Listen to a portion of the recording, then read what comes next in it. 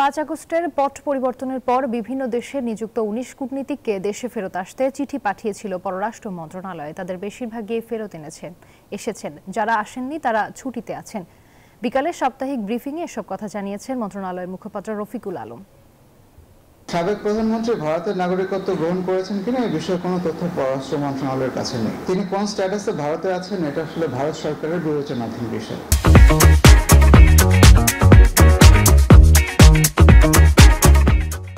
July August পরবর্তী সময়ে বিদেশে কর্মরত প্রায় 19 জন রাষ্ট্রদূত হাই কমিশনারকে রিকল করা হয়েছিল। তাদের মধ্যে অলমোস্ট সবাই দায়িত্বভার ত্যাগ করেছেন মিশনে, বাকিরা ছুটিতে আছেন।